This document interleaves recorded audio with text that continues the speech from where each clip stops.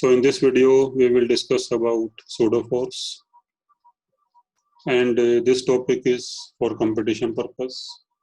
This will not come in your school exams. So let's see what is a pseudophores.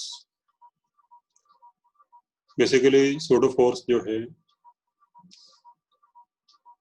it is an imaginary force. It is an imaginary force, or you can say a fictitious force,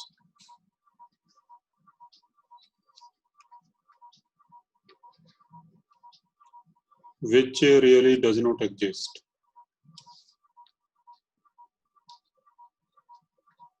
Which really does not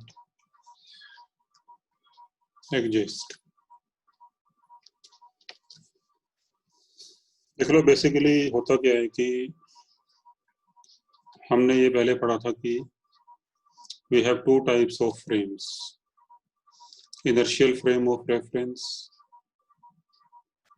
and non-inertial frame of reference.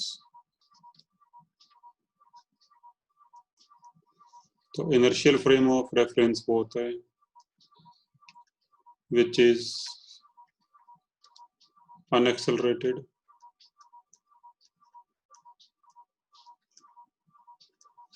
यानी ऐसे frame में जिसमें कोई acceleration ना हो, तो that is known as inertial frame of reference. And second is non-inertial frame of reference. Non-inertial frame of reference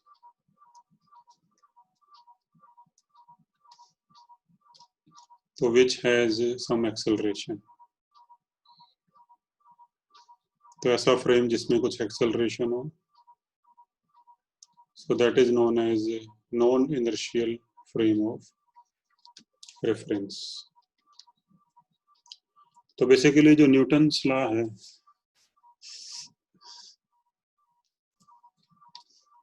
basically Newton's law जो है, जैसे F = ma, तो Newton's laws are applicable only in inertial frame of reference.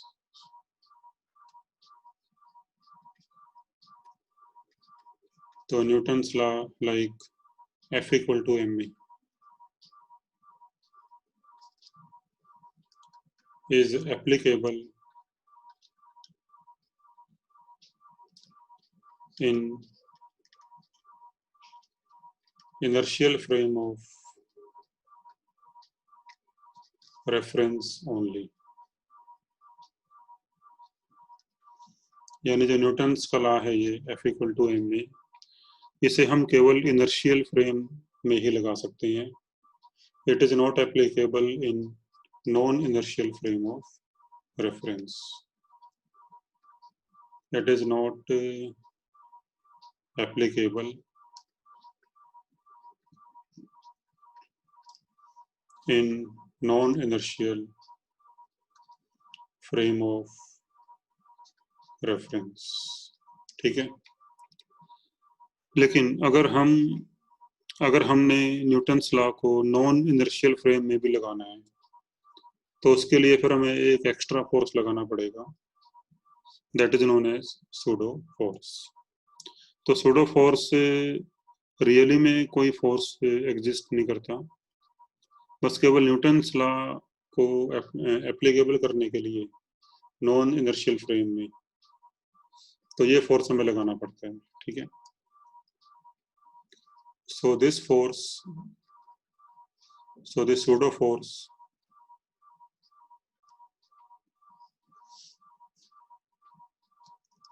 यानी जो अगर हम चाहते हैं कि non inertial frame of reference में भी न्यूटन्स लॉ को लगा सकें, तो उसके लिए हमें फिर एक एक्स्ट्रा फोर्स लगाना पड़ता है, जिसे हम बोलते हैं सूडो फोर्स. तो आप इसको ऐसे लिख लो.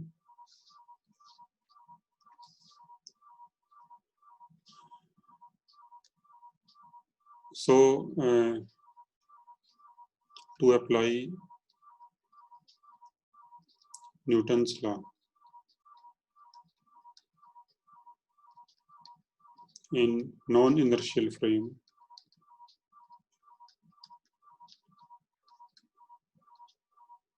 also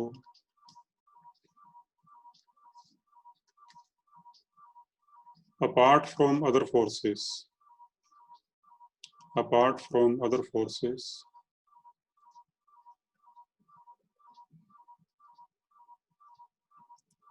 we have to apply an additional force.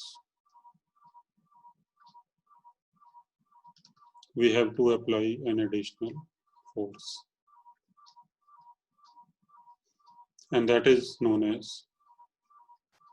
pseudo force, जो कि रियली में एग्जिस्ट नहीं करता, बस केवल न्यूटन्स लॉ को सेटिस्फाई करने के लिए हमें ये फोर्स अलग से लगाना पड़ता है। बाकी जो फोर्स लग रहे हैं वो तो लगानी ही, जैसे टेंशन है, नॉर्मल है, या वेट है, फ्रिक्शन है, तो ये फोर्स तो लगेंगे ही, बट इनके अलावा एक हमें ये अलग से फोर्स लगाना पड़ता है, that is known as pseudo force. तो ये फोर्स लगाने के बाद फिर हम न्यूटन्स लॉ को नॉन इनर्शियल फ्रेम में भी अप्लाई कर सकते हैं, ठीक है। तो जो फोर्स अब तक हमने पढ़े हैं, लाइक टेंशन,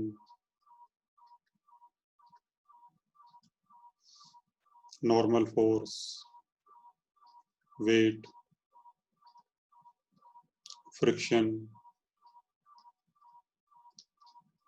तो these are the real forces, इन्हें हम बोलते हैं रियल फोर्सेस। तो रियल फोर्सेस तो लगेगी ही, चाहे फ्रेम जो मर्जी हो, चाहे फ्रेम इनर्शियल हो चाहे नॉन इनर्शियल हो, तो रियल फोर्सेस तो हर एक फ्रेम में लगाने पड़ेंगे।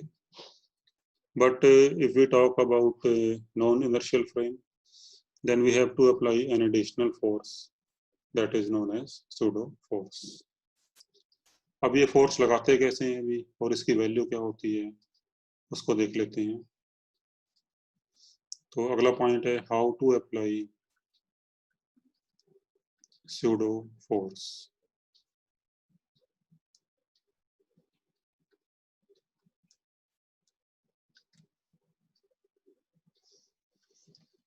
तो pseudo force को अगर लगाना हो तो किस तरीके से लगाएंगे।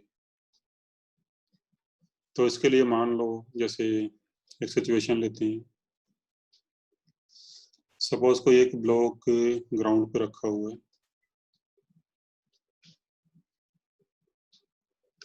सपोज ब्लॉक का मास है m and the block is at rest. If you have to make its FBD, तो इसका FBD इस तरह से बनेगा कि जैसे मान लो ये ब्लॉक है,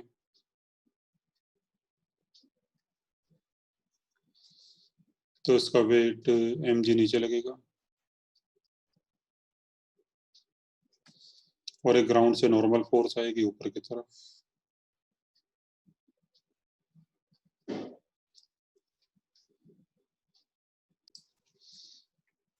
तो ये दो फोर्स इस पे लगेंगे भी, इसका वेट और normal force, and both will balance n equal to mg. For this situation, if we apply Newton's second law, net force equal to mass into acceleration. So is that law applicable here? मतलब क्या ये equation यहाँ पे satisfy हो रही है? तो let's see. देखो नेट फोर्स जीरो है यहाँ पे क्योंकि n और mg आपस में बैलेंस कर रहे हैं, तो नेट फोर्स जीरो है और एक्सेलरेशन भी जीरो है, ठीक है।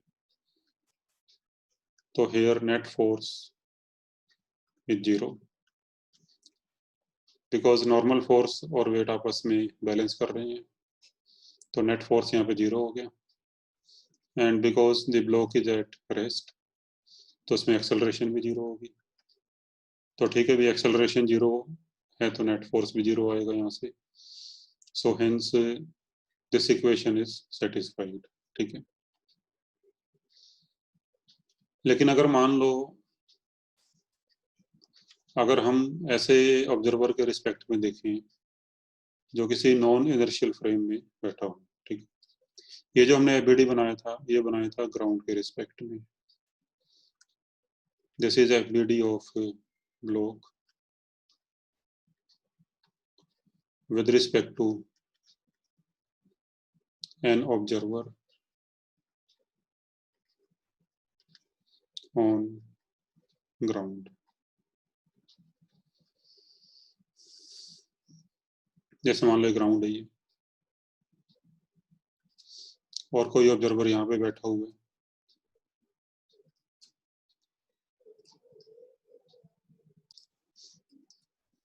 तो फिर इस ऑब्जर्वर के रिस्पेक्ट में इसका ये एफबीडी बनेगा और इस ऑब्जर्वर के रिस्पेक्ट में नेट फोर्स जीरो है, एक्सेलरेशन भी जीरो है. So this equation is satisfied. ठीक है. Now consider another observer who is moving in some car. मान लो कोई कार है ये which is moving with an acceleration say a towards right, and an observer is sitting in this car.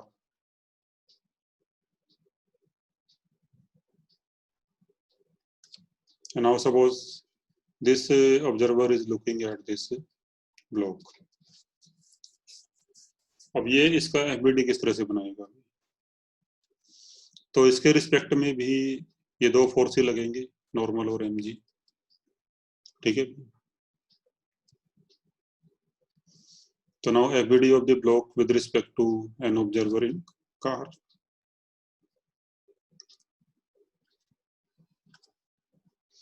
तो इसके respect में भी एक वेट लगेगा इसका एमजी और एक नॉर्मल फोर्स लगेगा एम. लेकिन अब इससे ऑब्जर्वर के रिस्पेक्ट में ये जो ब्लॉक है इसकी एक्सेलरेशन हो जाएगी पीछे की तरफ. इसको मैं ऑब्जर्वर 2 मान लेता हूँ और इसको 1. तो अगर हम एक्सेलरेशन निकालें, acceleration of block with respect to observer 2, तो ये आएगी acceleration of block minus acceleration of 2. तो एक्सेलरेशन ऑफ ब्लॉक तो जीरो है and acceleration of observer 2 is A, तो फिर आ जाएगा माइनस ए. तो इसका मतलब है कि ऑब्जर्वर 2 को इस ब्लॉक की एक्सेलरेशन दिखाई देगी माइनस ए. तो माइनस ए का मतलब है ए इन बैकवर्ड डायरेक्शन, यानी a towards left. Now with respect to this observer अगर हम देखें तो इसके रिस्पेक्ट में भी दो ही फोर्स लग रहे हैं, एन और M G, and N equal to M G. तो फिर इसके रिस्पेक्ट में तो this is F B D of block with respect to observer in car. तो अगर हम चेक करें कि क्या इसके रिस्पेक्ट में ये इक्वेशन सेटिस्फाई हो रही है या नहीं हो रही है.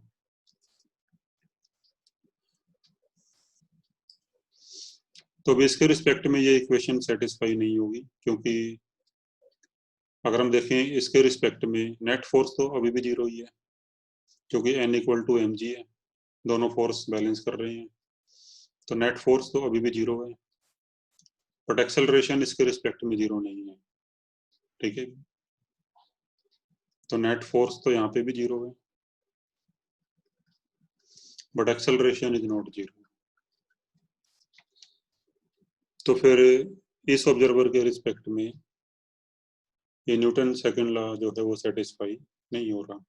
ठीक है. So hence we can't apply Newton second law in non inertial frame of reference. हाँ, लेकिन अगर हम इस पे एक एडिशनल फोर्स लगा दें, अगर ये ऑब्जर्वर इसके ऊपर एक एडिशनल फोर्स लगा दे से इन दिस डायरेक्शन, यानी एक इमेजिनरी फोर्स लगा दे अपने मन में सोच के कि इस ब्लॉक पे एक फोर्स ऐसे लग रहे हैं, और मान लो इस फोर्स की वैल्यू है Fs, तो फिर इस फोर्स की वैल्यू होनी चाहिए मास इनटू एक्सेलरेशन, ठीक है। And now this force is known as pseudo force, क्योंकि ये फोर्स रियली में लग नहीं रहा है इसके ऊपर, तो अगर इस फोर्स की वैल्यू एम ए के बराबर हम रख दें, तो फिर ये ऑब्जर्वर ये कह सकता है कि भाई इस पे एक फोर्स लग रहा है Fs, तो जिसकी वजह से इसमें एक्सेलरेशन आई है ये, ठीक है। तो ये फोर्स रियली में लग नहीं रहा है इसके ऊपर, केवल न्यूटन्स लॉ को सेटिस्फाई करने के लिए हमने ये फोर्स इस पे लगाया है, ठीक है। So that's why this is known as imaginary force और सूडो फोर्स, और इसकी वैल्यू होनी चाहिए मास इनटू एक्सेलरेशन, ठीक है। तो फिर अब फाइनली देख लो कि सूडो फोर्स कैसे लगाती है जी। तो when we apply pseudo force on a body, तो उसमें मास आएगा बॉडी का,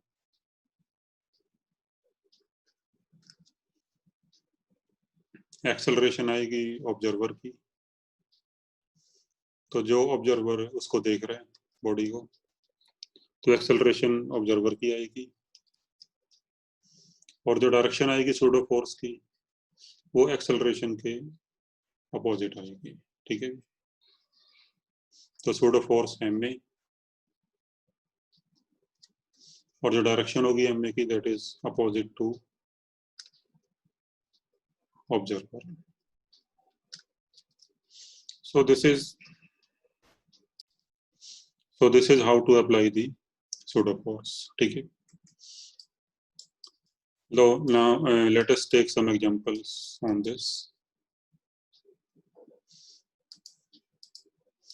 तो इस पे की एग्जांपल है, जैसे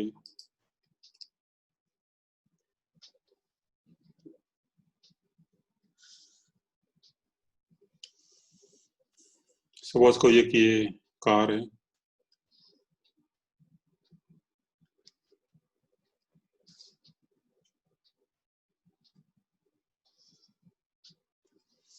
and suppose a pendulum is suspended in the car,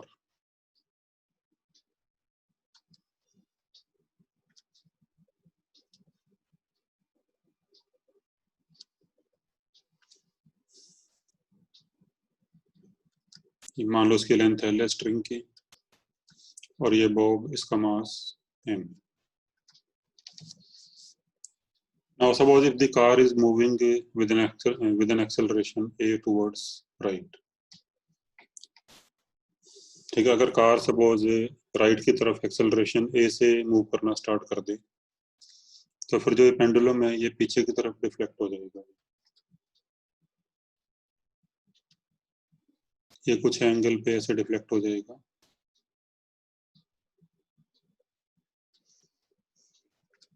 और किसी एंगल थीटा पे आके ये रुक जाएगा मान लो।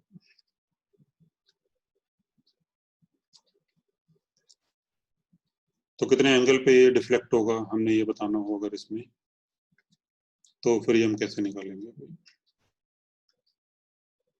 At what angle the pendulum will be deflected.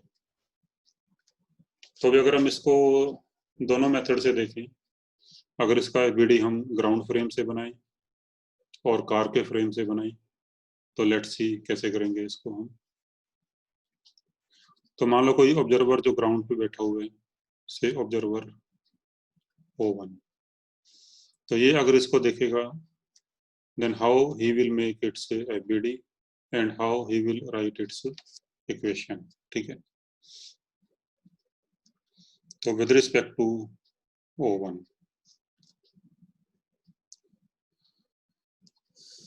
तो अभी O1 के रिस्पेक्ट में इसकी FBD कैसे बनेगी,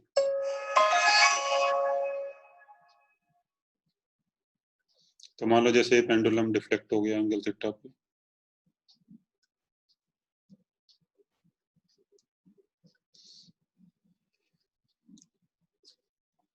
So this observer will see that the car is moving with acceleration a, and along with car, this pendulum is also moving with acceleration a. So along with car, this pendulum is also moving with acceleration a.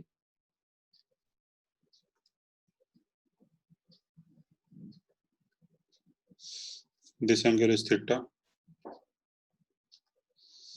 अब इस पे जो forces लगेंगे भी,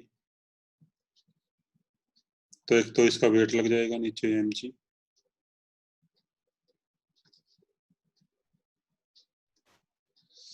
और एक tension T लग जाएगी इस तरफ, और T के कंपोनेंट्स करो अगर,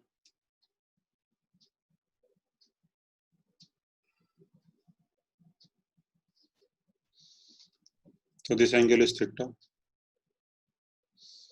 तो T का ये कंपोनेंट आएगा T cos थीटा, और ये कंपोनेंट आएगा T sin theta. And with respect to O1 इसमें एक्सेलरेशन होगी a। तो अब देखो, अब ये इक्वेशन किस तरह से लिखेगा। वर्टिकल डायरेक्शन में कोई एक्सेलरेशन नहीं है, तो वर्टिकल डायरेक्शन में फोर्स बैलेंस हो जाएंगे, यानी T cos theta equal to mg।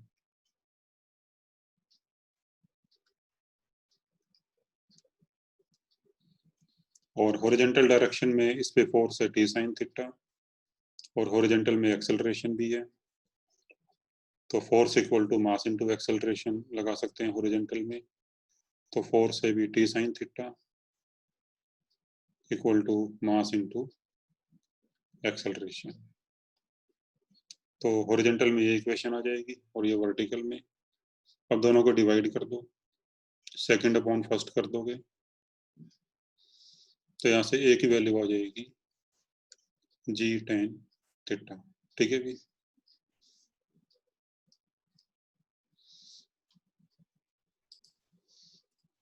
तो अब ये तो हो गया with respect to observer O1।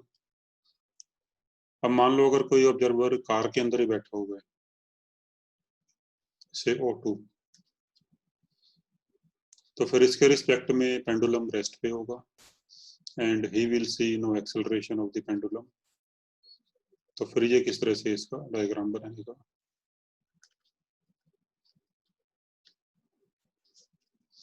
So with respect to O2, अब जो O2 है भी वो खुद भी एक्सेलरेटेड होगा, इसमें भी खुद एक्सेलरेशन है a।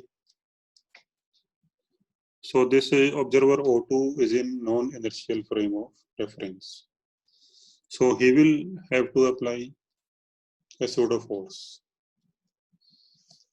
ठीक है, भी तो इसको pseudo force लगाना पड़ेगा अगर न्यूटन्स लॉ को सेटिस्फाई करवाना है इसके फ्रेम से, then he will have to apply the pseudo force। तो फिर इसके रिस्पेक्ट में जो डायग्राम बनेगा वो कुछ ऐसे बनेगा।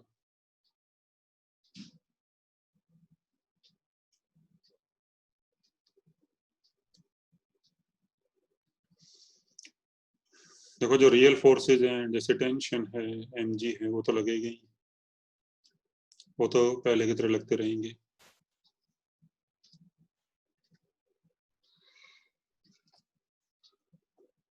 And apart from these forces, he will have to apply the pseudo force। और जो pseudo force होगा भी, उसकी वैल्यू क्या होगी। तो उसकी वैल्यू होगी mass of the body into acceleration of observer, और डायरेक्शन होगी ऑब्जर्वर के एक्सेलरेशन के अपोजिट, यानी इस तरफ।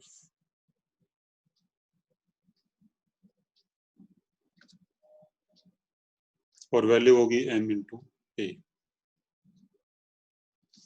तो अभी ये हो गया pseudo force। तो ऑब्जर्वर O2 के रिस्पेक्ट में फिर ये बनेगा इसका फ्री बॉडी डायग्राम।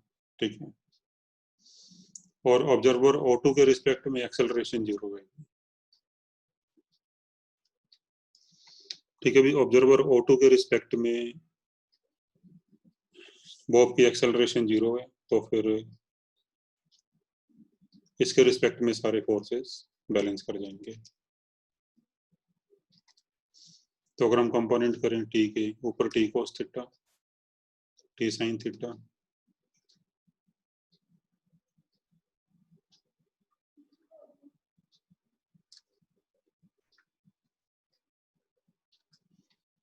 तो balancing the forces in horizontal and vertical directions, तो T sine theta equal to M A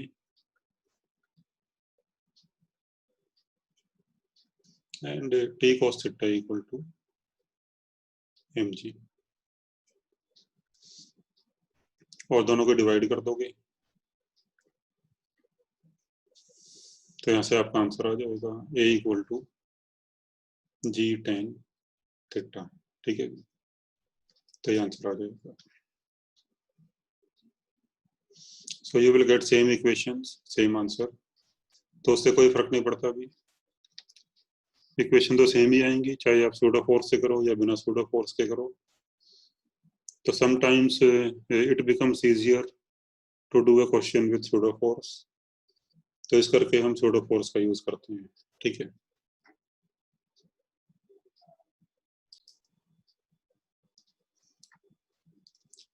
अच्छा नेक्स्ट एग्जांपल है, जैसे मान लो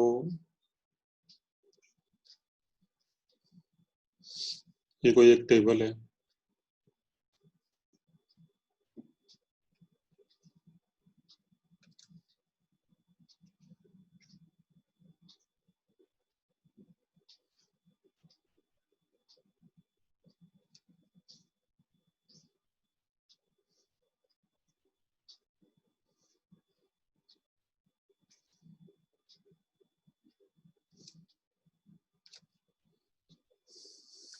और यहाँ पर एक ब्लॉक है मान लो, which is just in contact with the table, और इसको हमने एक स्ट्रिंग से यहाँ पे बांधा हुआ है। A string is connected to the block which is passing over the pulley.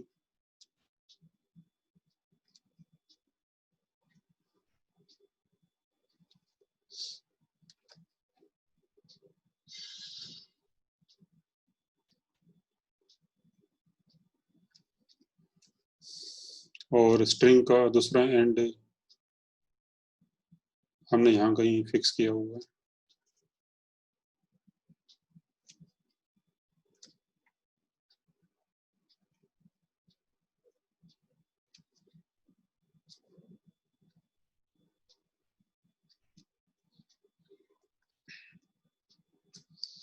And suppose the whole system is moving with acceleration a towards right.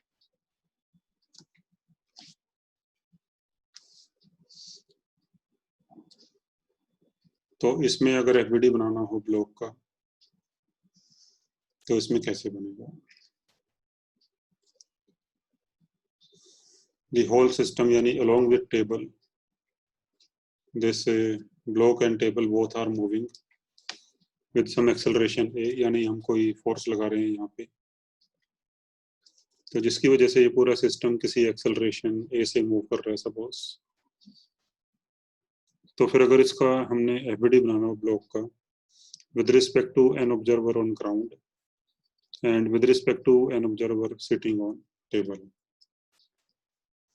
तो पहले हम देखते हैं भी with respect to an observer on ground। तो मान लो यहाँ पे कोई ऑब्जर्वर है O1 ग्राउंड पे, तो अगर ये इसका एफबीडी बनाता है तो किस तरह से बनाएगा? तो मान लो जैसे ब्लॉक है ये, तो ब्लॉक पे एक तो टेंशन टी लगेगी ऊपर की तरफ, और एक इसका वेट एम जी नीचे की तरफ। अच्छा, ऑब्जर्वर O1 के रिस्पेक्ट में इसमें एक्सेलरेशन भी है, और इसके अलावा भी जो ब्लॉक है वो यहाँ टेबल के साथ यहाँ कॉन्टेक्ट में है, तो फिर यहाँ पे एक नॉर्मल फोर्स आएगा इस तरफ।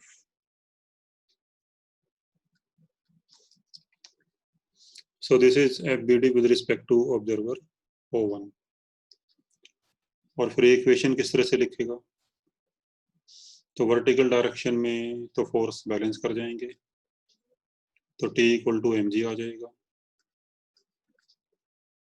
और हॉरिजॉन्टल डायरेक्शन में एक्सेलरेशन है और हॉरिजॉन्टल डायरेक्शन में फोर्स है n, तो apply F equal to ma in horizontal direction.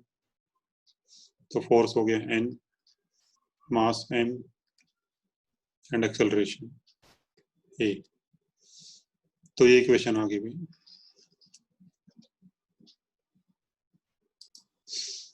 तो अभी ऑब्जर्वर O1 के रिस्पेक्ट में ये इक्वेशंस आएंगे, ठीक है।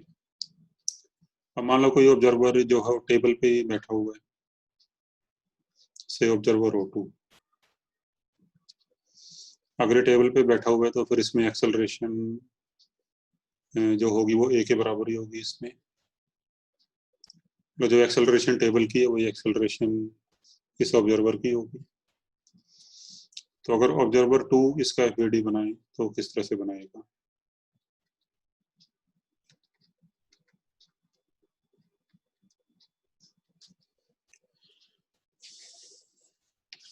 तो with respect to O2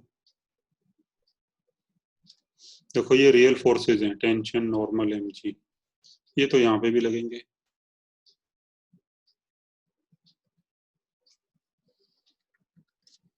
tension, mg, normal, so these are the real forces. तो ये इस केस में भी अप्लाई होंगे। लेकिन अब जो ऑब्जर्वर O2 है वो खुद एक एक्सेलरेटेड फ्रेम के अंदर है, यानी टेबल एक्सेलरेट कर रही है। तो observer O2 is in non-inertial frame, so he will have to apply a pseudo force। तो pseudo force की वैल्यू हो जाएगी mass of block into acceleration of observer himself. Direction आएगी एक्सेलरेशन के अपोजिट, यानी इस तरफ। तो फिर ये हो जाएगा भी pseudo force m into a। Now balancing the forces. अच्छा, with respect to observer A2 acceleration 0 होगा, क्योंकि O2 के रिस्पेक्ट में ये ब्लॉक रेस्ट पे होगा। O2 को ये ब्लॉक रेस्ट पे दिखाई देगा, तो फिर उसके रिस्पेक्ट में एक्सेलरेशन 0 होगी। तो balancing the forces both in vertical and horizontal. तो वर्टिकल में T इक्वल टू mg एंड हॉरिजॉन्टल में n इक्वल टू ma, ठीक है। So again you will get the same equations, ठीक है।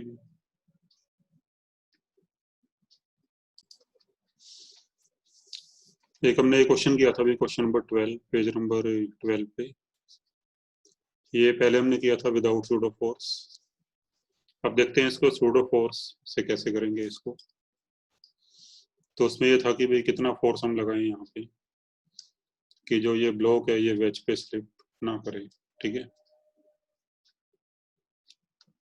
तो अगर मान लो सिस्टम की कंबाइंड एक्सेलरेशन a है, तो फिर p की वैल्यू हो जाएगी m plus m into a। तो फोर्स इक्वल टू टोटल मास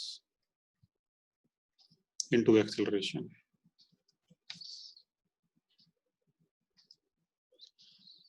तो अगर हम इसका FBD बनाएं ब्लॉक का with respect to bigger block capital M, तो FBD of small m with respect to capital M, मतलब कोई ऑब्जर्वर यहाँ बैठा हुआ है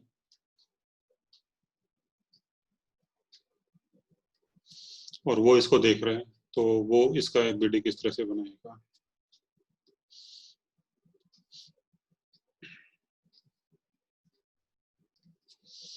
तो देखो इसके रिस्पेक्ट में एक तो रियल फोर्स लगेंगे, जैसे mg हो गया, नॉर्मल फोर्स ऐसे लग जाएगा इस पे,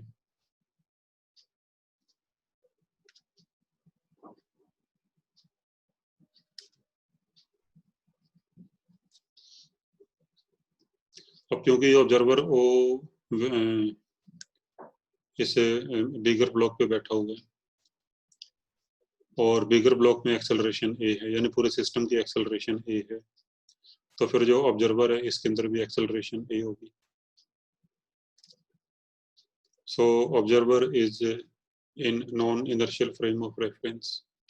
So then he will have to apply the pseudo force. तो फिर अगर ये pseudo force लगाता है इसके ऊपर, तो pseudo force की डायरेक्शन होगी ए के अपोजिट, यानी इस तरफ, और इसकी वैल्यू हो जाएगी m into a. So these are the forces which will act on the block with respect to the observer O sitting on capital M. अब इन फोर्सेस को बैलेंस करना है भी. अब इन फोर्सेस को आप दो तरीकों से रिजोल्व कर सकते हो. अगर आप सपोज नॉर्मल फोर्स को रिजोल्व कर लो,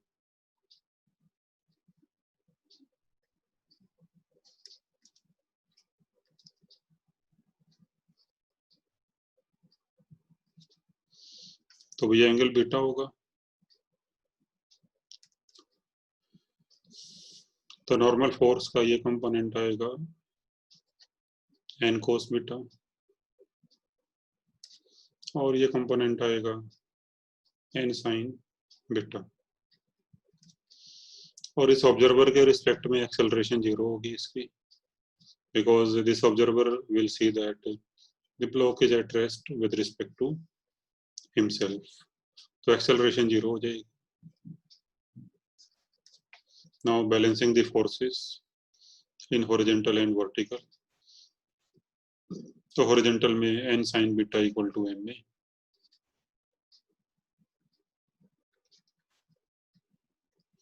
और वर्टिकल में N cos beta equal to M G. तो अगर दोनों को डिवाइड कर दो तो यहाँ से ए आ जाएगा जी टेन बीटा, और फिर ए की वैल्यू यहाँ पुट कर दोगे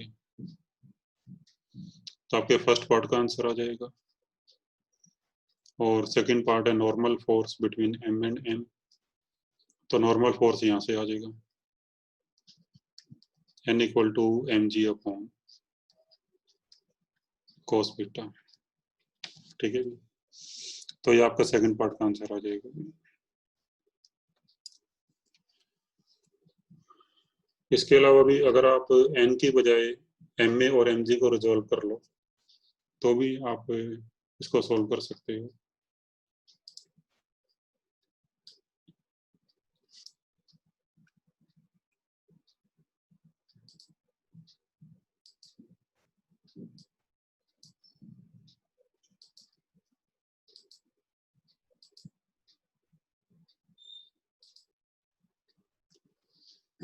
तो भी अगर हम नॉर्मल फोर्स की बजाय अगर एम जी और एम ए को रिजोल्व कर लें along the incline and perpendicular to the incline, तो भी एम जी का इस तरफ कंपोनेंट होता है एम जी साइन थीटा,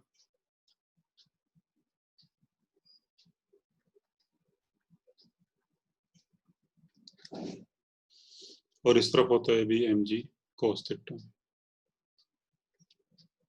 यहाँ पे बीटा आ जाएगा.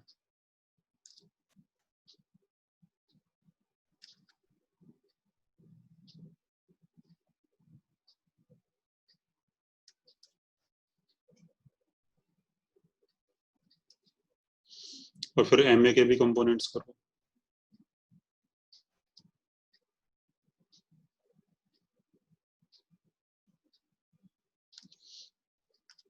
देखो ये एंगल आएगा बीटा के इक्वल, तो फिर एम ए का इस तरफ कंपोनेंट हो जाएगा एम ए कोस बीटा, और इस तरफ हो जाएगा एम ए साइन बीटा.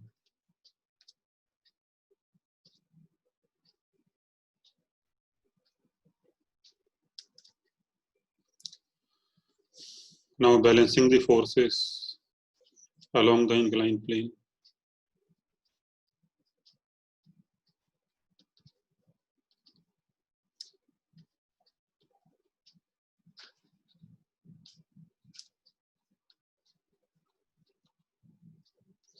तो भाई along incline फोर्स है, नीचे की तरफ है mg sin beta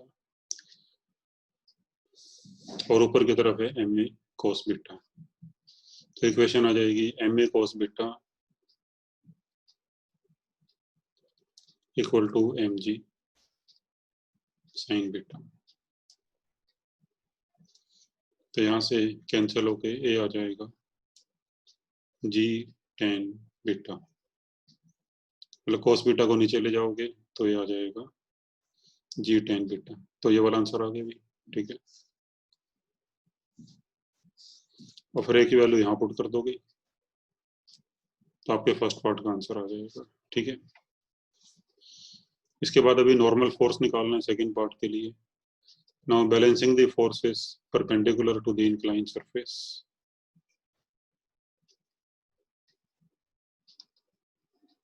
Balancing the forces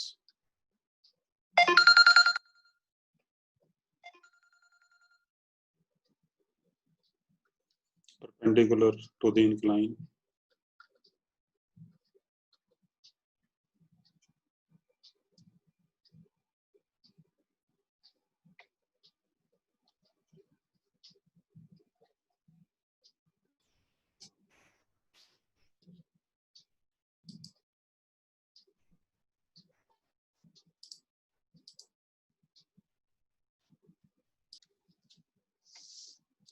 तो balancing the forces perpendicular to the inclined surface. तो परपेंडिकुलर भी ऊपर की तरफ एन है और नीचे की तरफ है एम जी कॉस बीटा और एम ए साइन बीटा। तो फिर इक्वेशन आ जाएगी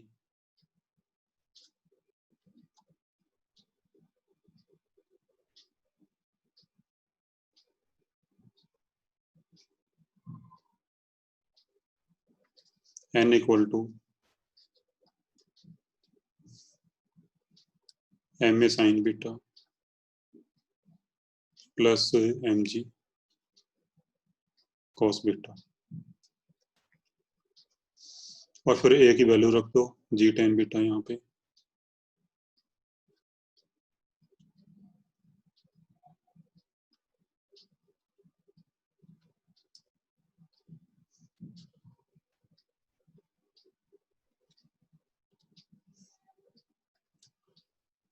और फिर एम जी कॉमन आ गया, टेन बीटा को लिख लो sine beta upon cos beta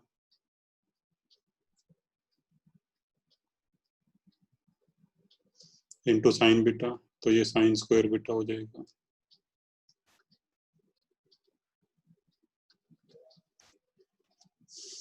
अब कॉस बीटा एलसीएम आ जाएगा, तो ये हो जाएगा sine square beta plus cos square beta upon cos beta. तो sine square beta plus cos square beta ये 1 हो जाएगा, तो फिर ये आ जाएगा M G upon cos beta, ठीक है भी। तो सेम आंसर आ गया। तो अभी आप इसको सूडो फोर्स से ऐसे भी कर सकते हो, दो मेथड हो गई है।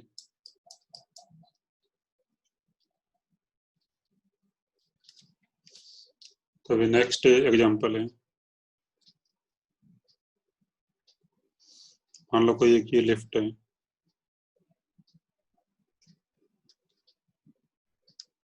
which is moving with acceleration say a not, और इसमें एक ये पुली है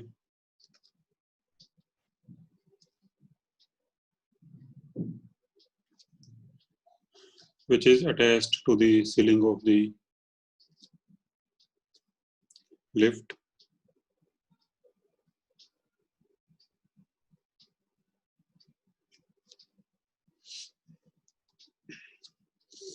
and a string is passed over the pulley, और इसके एक तरफ हमने अटैच कर दिया ब्लॉक ऑफ मास m1 और दूसरी तरफ block of mass m2.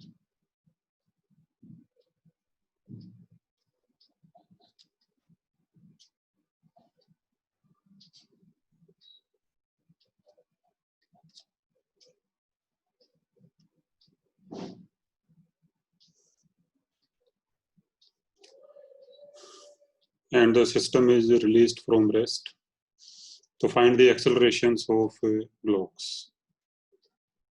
Question ये है भी,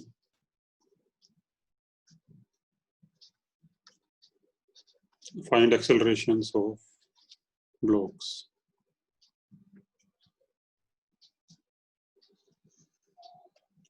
इसको भी हम दोनों मेथड से कर सकते हैं, without pseudo force and with pseudo force.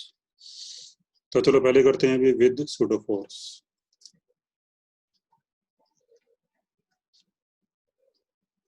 इसमें मान लो आपको वैल्यूज दे रखी हैं, ए नोट की वैल्यू दे रखी है 4, जी को 10 ले लो, और मास m1 suppose 3 kg,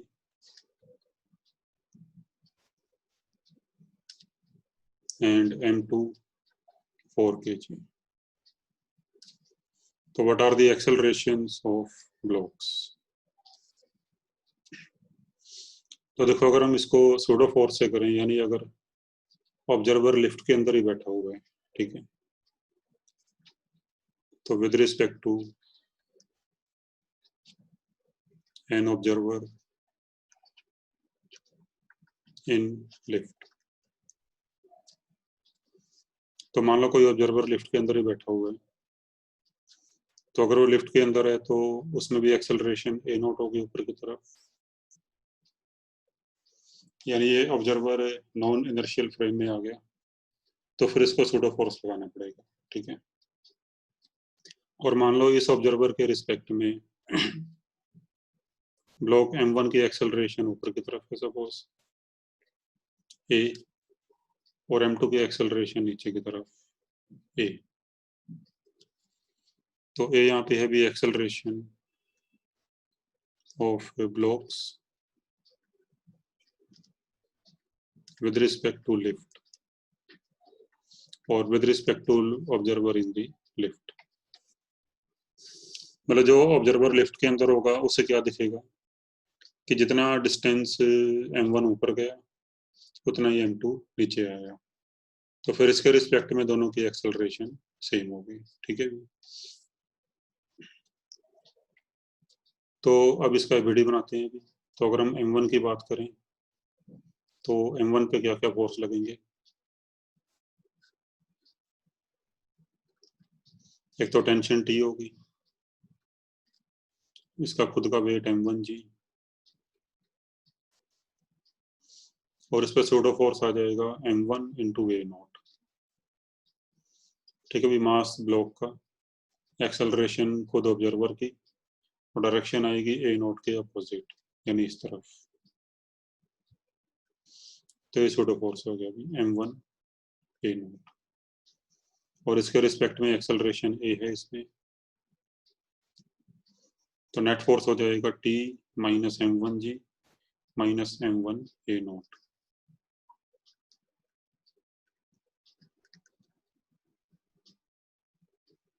is equal to mass into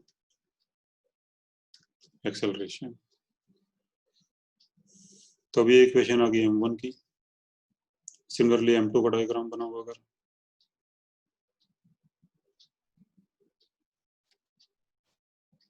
तो m2 क्योंकि हैवियर है m1 से, तो इस करके m2 नीचे आएगा और m1 ऊपर जाएगा, तो इस पर टेंशन T ऊपर की तरफ, इसका वेट m2g, और इसके ऊपर भी सूडो फोर्स आएगा, इसके ऊपर सूडो फोर्स आएगा. अब इसका मास m2, एक्सेलरेशन ए नॉट, और डायरेक्शन ए नॉट के अपोजिट, यानी m2 ए नॉट, और इसमें एक्सेलरेशन ए नीचे की तरफ है. तो फिर इसमें इक्वेशन आ जाएगी, इसमें नेट फोर्स हो जाएगा m2g plus m2 A not minus T.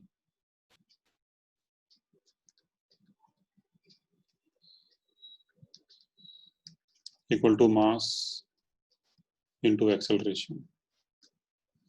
So this is equation number 2. फिर इनको सॉल्व करके आप a और t की वैल्यू निकाल सकते हो। जैसे अगर आप दोनों को ऐड कर दो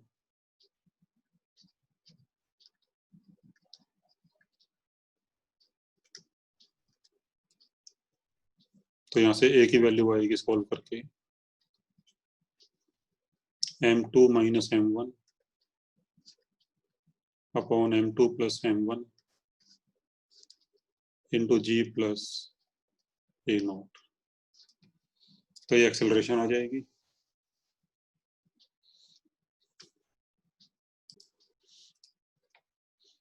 और फिर a की वैल्यू इक्वेशन 1 या 2 में पुट कर दोगे तो वहां से t की वैल्यू आ जाएगी। तो t आएगा भी 2m1m2 g plus a not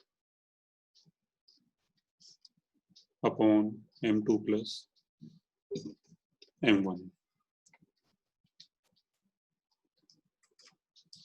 देखो सेम रिजल्ट हमने पहले भी निकाले हुए हैं।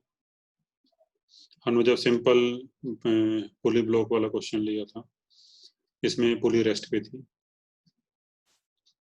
तो उसमें एक्सेलरेशन आता था m2 minus m1 upon m2 plus m1 into जी।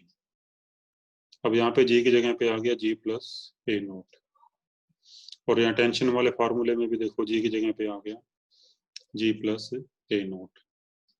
तो इसका मतलब क्या हुआ कि जो नॉर्मल फार्मूले होते हैं तो उसमें अगर हम g की जगह पे g प्लस a नॉट रख दें तो फिर विद रिस्पेक्ट टू लिफ्ट तो लिफ्ट के रिस्पेक्ट में फिर ये हमारे पास फॉर्मूले आ जाएंगे। ठीक है।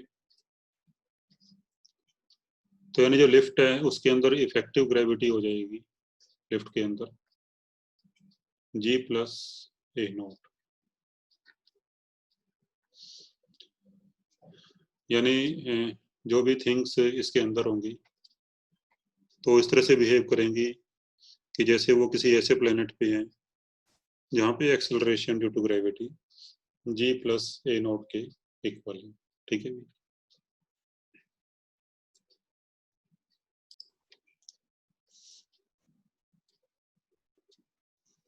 और फिर अगर a की वैल्यू निकालनी हो तो ये वैल्यूज पुट कर दो भी। तो m2 4 m1 3 g plus a not यानी 10 प्लस 4 14 तो आ जाएगा 2 मीटर पर सेकेंड स्क्वायर। तो ये जो एक्सेलरेशन आई है भी ये ब्लॉक्स की एक्सेलरेशन है लिफ्ट के रिस्पेक्ट में। बट हमने एक्सेलरेशन बतानी है ब्लॉक्स की ग्राउंड के रिस्पेक्ट में। तो ग्राउंड के रिस्पेक्ट में अगर इसकी एक्सेलरेशन मान लो a1 है ऊपर की तरफ। ठीक है। ग्राउंड के रिस्पेक्ट में मान लो m1 की एक्सेलरेशन a1 है और इसकी a2 मान लो। तो ग्राउंड के रिस्पेक्ट में एक्सेलरेशन ऊपर भी हो सकती है भी नीचे भी हो सकती है ऊपर भी हो सकती है m2 की। तो चलो हमने ऊपर की तरफ मान ली। तो फिर a1 and a2 accelerations of blocks with respect to ground। तो फिर हमने a1 और a2 की वैल्यूज बतानी है क्वेश्चन के अकॉर्डिंग। अगर मेंशन ना हो कि भी एक्सेलरेशन किसके रिस्पेक्ट में बतानी है तो फिर इसका मतलब वो हमने ग्राउंड के रिस्पेक्ट में बतानी होती है। तो what are the values of a1 and a2। अब देखो पुली के रिस्पेक्ट में इनकी एक्सेलरेशन आई है a क्योंकि लिफ्ट के साथ साथ जो पुली है तो पुली भी ऊपर जा रही होगी एक्सेलरेशन a नॉट से।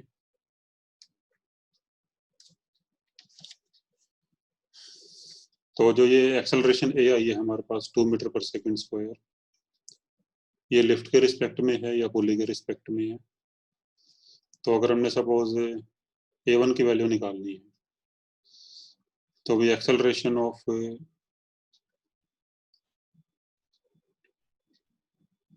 Block m1 with respect to lift तो ये है a के इक्वल ऊपर की तरफ है a के इक्वल है।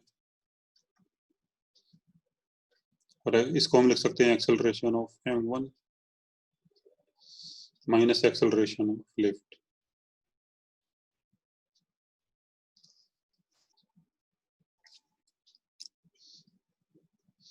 तो फिर यहाँ से एक्सेलरेशन ऑफ m1 यानी a1 है, al को उधर ले जाओ, और एक्सेलरेशन ऑफ लिफ्ट है a0, तो आंसर आ जाएगा a प्लस a0। तो a की वैल्यू 2 है और a0 की वैल्यू 4 है, तो आंसर आ जाएगा भी 6 मीटर पर सेकेंड स्क्वायर। और ऐसे भी acceleration of m2, acceleration of m2 with respect to lift, वो a नीचे की तरफ है, तो ये माइनस a लिख लोगे इसको, फिर इसको लिख लोगे acceleration of m2 minus acceleration of lift, तो acceleration of m2 is a2, al को उधर ले जाओ, al की वैल्यू है a0, तो फिर आ जाएगा -2 + 4 यानी 2। तो ये आंसर भी पॉजिटिव आ रहा है, इसका मतलब फिर जो एक्सेलरेशन m2 की ग्राउंड के रिस्पेक्ट में होगी वो ऊपर की तरफ ही होगी, लिफ्ट के रिस्पेक्ट में नीचे है, बट ग्राउंड के रिस्पेक्ट में a2 जो है वो ऊपर की तरफ होगी। ठीक है जी, ये देखो आप सीधे भी देख सकते हो, आपको ये सब करने की जरूरत नहीं है। देखो लिफ्ट ऊपर जा रही है एक्सेलरेशन a0 से, और लिफ्ट के रिस्पेक्ट में ये ऊपर जा रहा है a से, तो जब a1 निकालोगे ग्राउंड के रिस्पेक्ट में, तो a में ये a0 ऐड हो जाएगा, और यहाँ पे सेकंड केस में m2 के रिस्पेक्ट में जब m2 के निकालोगे, तो m2 की लिफ्ट के साथ a0 ऊपर की तरफ होगी, बट m2 लिफ्ट के रिस्पेक्ट में a से नीचे आ रहा है, तो फिर ये a0 में से माइनस हो जाएगी, तो नेट एक्सेलरेशन आएगी m2 की a2, a0 माइनस a ऊपर की तरफ। ठीक है,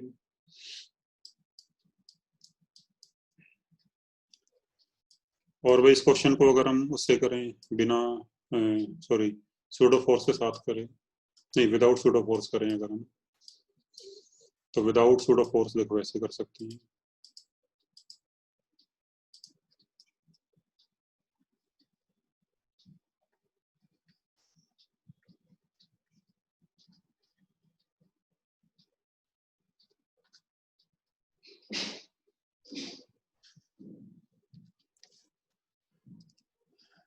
तो जैसे मान लो ये लिफ्ट, ये पुली है,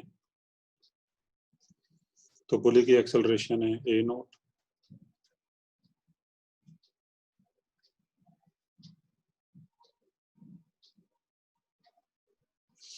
और m1 की एक्सेलरेशन है a1, ये ग्राउंड के रिस्पेक्ट में है,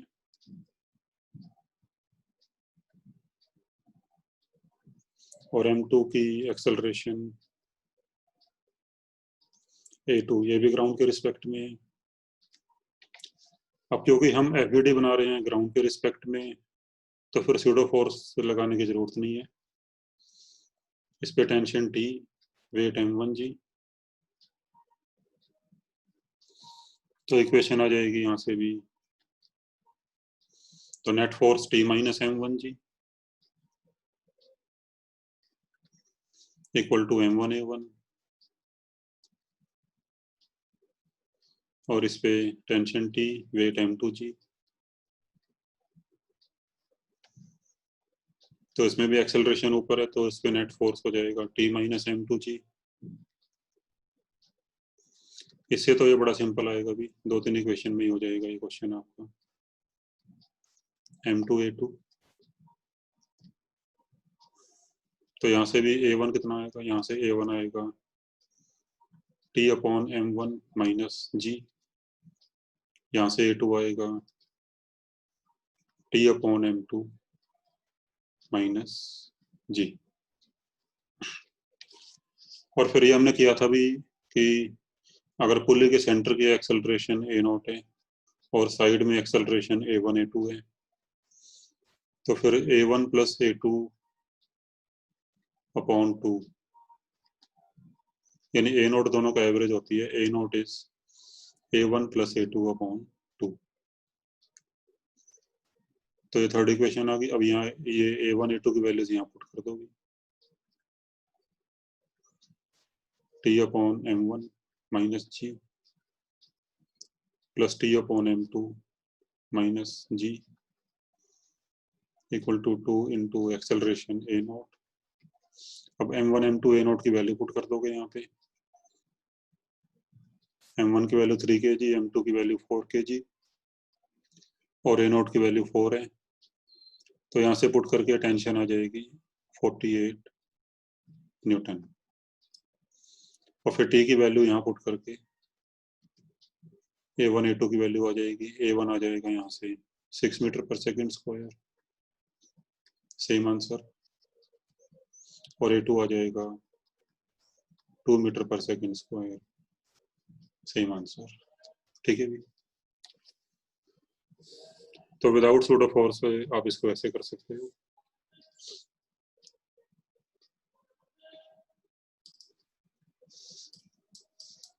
इसके अलावा भी आप टेंशन की वैल्यू हमारी आई थी 48 न्यूटन, तो टेंशन आप यहाँ से भी निकाल सकते हो सीधे। तो टेंशन अगर यहाँ से निकालें तो वैल्यूज पुट करो, 2 M1 M2 into G + A note 14 upon M1 + M2 7 आएगा। तो ये आ जाएगा 48 न्यूटन।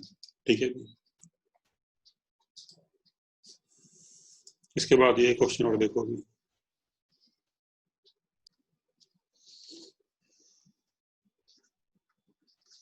एक ये वेज है भी मास कैपिटल M का, और इस पे ये ब्लॉक रखा हुआ है मास स्मॉल m का, और ये angle theta and no friction anywhere.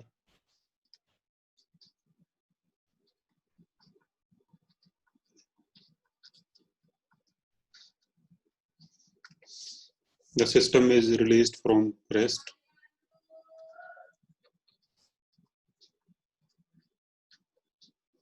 The system is released from rest. Find acceleration of the wedge.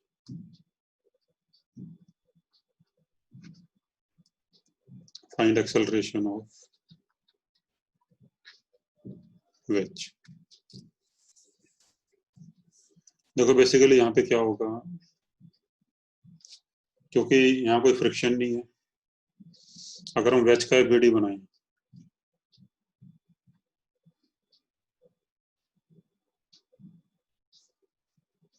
तो वेज पे क्या क्या फोर्सेज आएंगे। एक तो वेज का अपना वेट होगा mg, और ग्राउंड से नॉर्मल फोर्स आएगा से n', और एक जो ब्लॉक यहाँ पे कांटेक्ट में है, तो ब्लॉक इस पे ऐसे नॉर्मल फोर्स लगाएगा सरफेस के परपेंडिकुलर,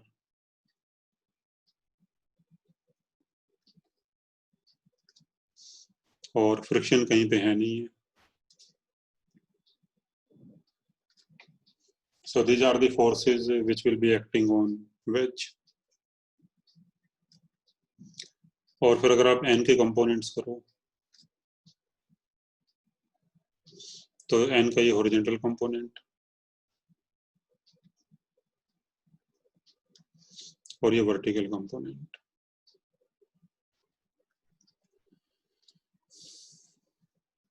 अगर आप ये एंगल निकालो तो ये एंगल थीटा आएगा, तो फिर n का ये कंपोनेंट हो जाएगा n cos theta,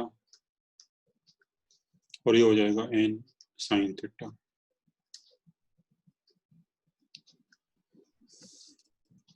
Now there is a force on the wedge in horizontal direction that is n sin theta.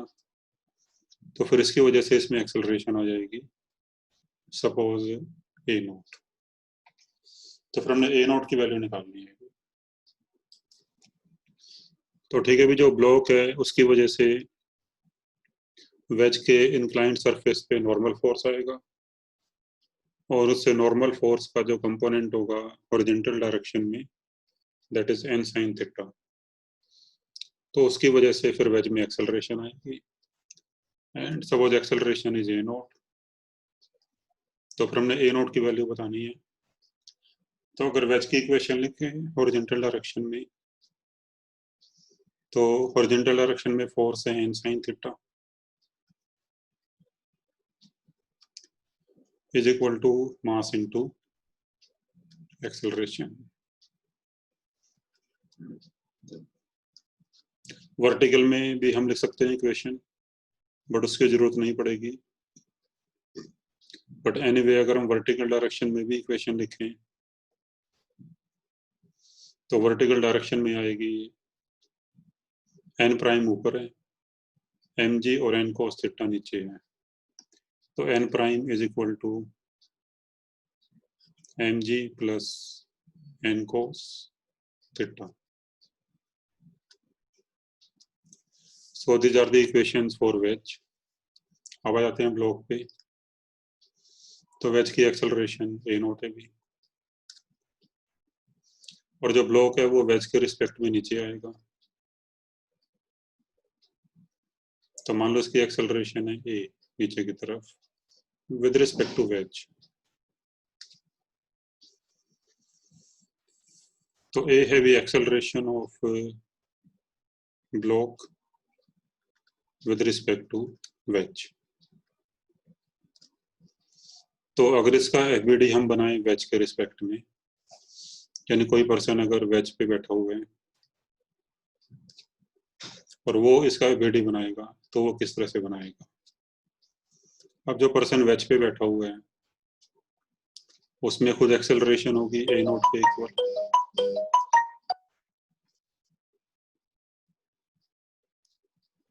तो फिर इसको इस पे सूडो फोर्स लगाना पड़ेगा, और ये सूडो फोर्स हो जाएगा mass of block into acceleration A naught, और डायरेक्शन आएगी ए नॉट के अपोजिट। तो ये लग गया अभी सूडो फोर्स।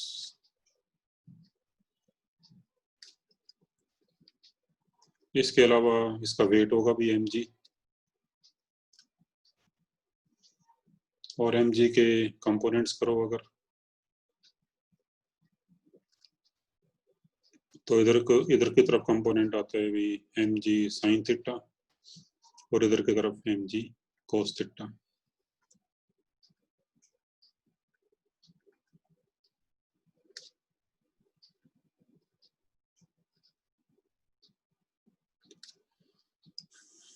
इसके अलावा normal force,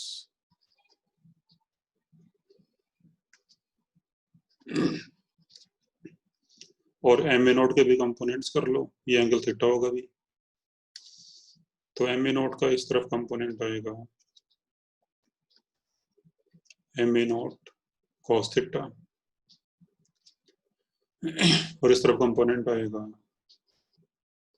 M A naught sine theta. तो ये बन गया अभी एफबीडी ब्लॉक का। अब इसकी इक्वेशन लिखो। अगर हम देखें भी perpendicular to the incline plane, इसमें कोई एक्सेलरेशन नहीं है, तो फिर इस डायरेक्शन में फोर्सेस बैलेंस हो जाएंगे। तो इक्वेशन आएगी N plus M A naught sine theta equal to M G cos theta.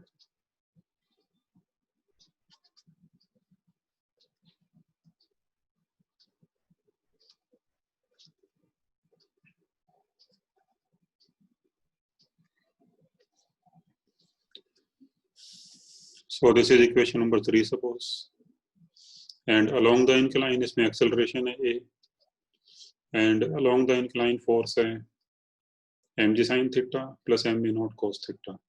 तो net force mg sin theta plus m a naught cos theta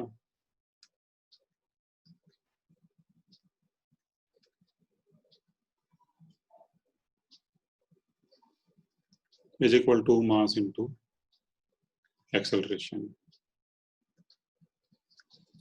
तो suppose this is equation number 4। तो भैया अब इन equations को solve करके आप ए note की value निकाल सकते हो।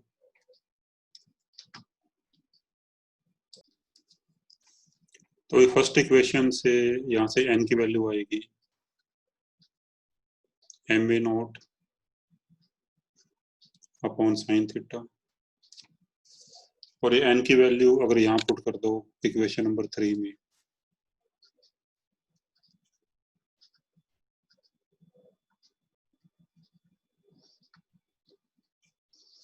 और फिर इसको सॉल्व करके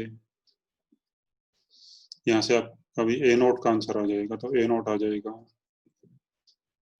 M G sine theta cos theta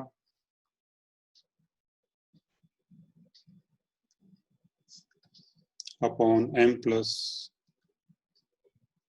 M sine square theta.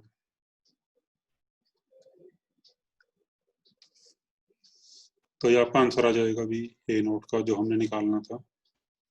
So this is acceleration of ways. और इक्वेशन नंबर 4 में अगर ए नोट की वैल्यू डाल दो तो फिर वहां से ए की वैल्यू भी आ जाएगी। So also try to find the value of a. तो ए का आंसर ये आता है। ठीक है, अगर ए नोट की वैल्यू इक्वेशन नंबर 4 में डाल दो तो वहां से फिर स्मॉल इसके ए की वैल्यू आ जाएगी। तो ए का आंसर आता है अभी M plus M G sine theta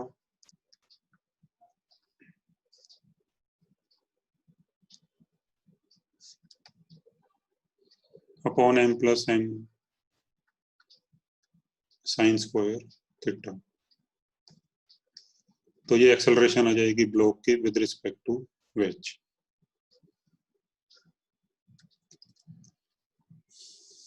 अच्छा, भी क्वेश्चन में ये पूछा हो कि what is acceleration of block with respect to ground, तो फिर वो कैसे निकालोगे? ये जो एक्सेलरेशन आई है ये तो वेज के रिस्पेक्ट में आई है। इसके बाद अभी to find acceleration of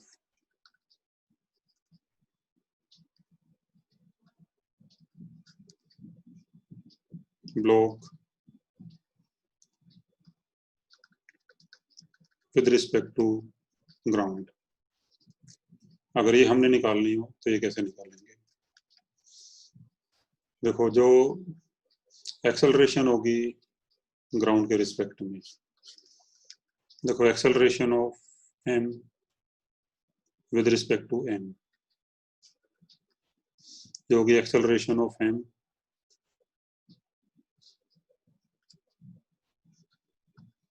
minus acceleration of capital M. तो यहाँ से एक्सेलरेशन ऑफ स्मॉल एम आएगी acceleration of small M with respect to capital M plus acceleration of capital M, यानी स्मॉल एम की एक्सेलरेशन इन दोनों एक्सेलरेशंस का resultant होगी। ये बेसिकली ए है और ये ए नॉट है। ठीक है, तो acceleration of M with respect to capital M वो ये वाली है, और एक्सेलरेशन ऑफ कैपिटल एम वो ये वाली है।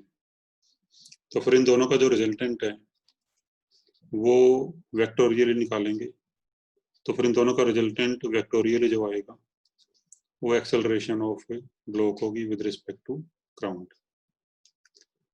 अब जैसे जो ए नॉट है वो लेफ्ट की तरफ है और ए अलोंग द इंक्लाइन है, यानी ए नॉट इस तरफ है भी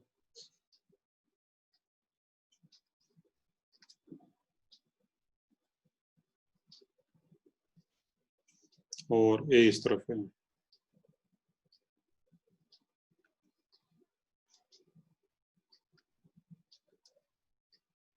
and this angle is theta.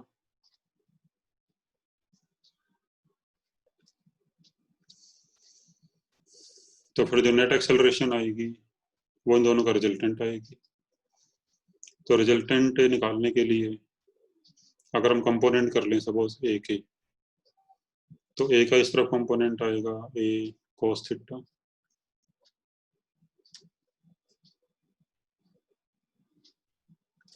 और नीचे की तरफ आएगा ए साइन थीटा।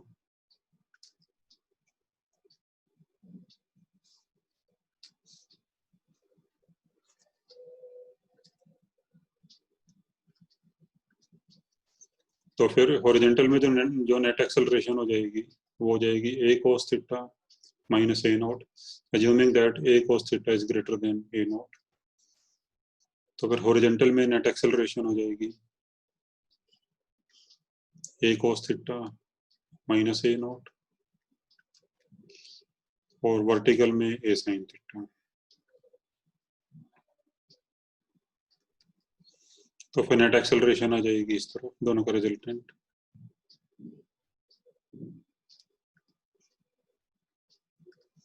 तो एक्सेलरेशन ऑफ एम हो जाएगी ग्राउंड के रिस्पेक्ट में under root A cos theta minus A naught square plus A sine theta square. तो इसको सिंप्लीफाई कर लोगे तो ये आ जाएगा भी a square plus a naught square minus 2 a naught cos theta. ठीक है। अच्छा, हमने यहाँ पे ए के कंपोनेंट करे थे, आप ए की बजाय ए नॉट के भी कंपोनेंट कर सकते हो। जैसे देखो ए नॉट इस तरफ था और ए इस तरफ था।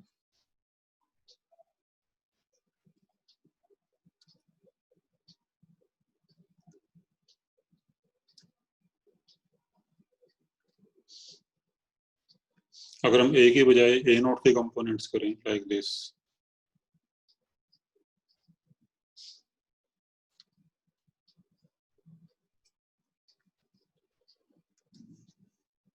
तो ए नॉट का इस तरफ कंपोनेंट आएगा ए नॉट कोस थीटा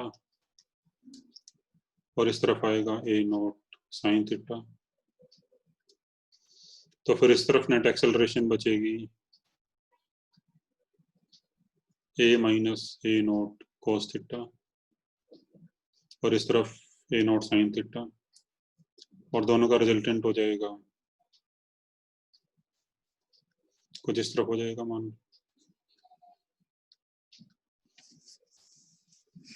तो डायरेक्शन ए एम की इस तरफ आएगी, तो दोनों में थोड़ी डिफरेंट लग रही है। बट अगर हम डायग्राम को प्रॉपरली बनाएंगे विद स्केल तो एक्सेलरेशन की डायरेक्शन दोनों केस में सेम आएगी। और फिर यहाँ से ए एम की वैल्यू हो जाएगी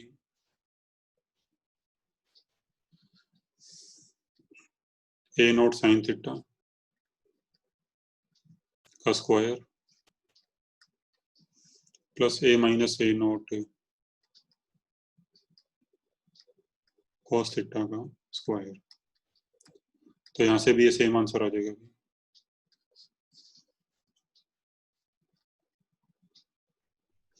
a naught square plus a square minus 2 a naught cos theta. तो सेम आंसर आएगा। ठीक है। तो कंपोनेंट चाहे एक ही कर लो या ए नॉट के कर लो, तो उससे कोई फर्क नहीं पड़ेगा। और फिर ये ए और ए नॉट की ये वाली वैल्यूज, ठीक है, ए और ए नॉट की ये वाली वैल्यूज यहाँ रखोगे तो फिर आपका आंसर आ जाएगा यहाँ से। ठीक है। तो अभी इस वीडियो में इतना ही करते हैं। तो अब हमारा जो लॉज ऑफ मोशन का टॉपिक है वो खत्म हो गया। इसके अगली क्लास में हम स्टार्ट करेंगे फ्रिक्शन। ठीक है।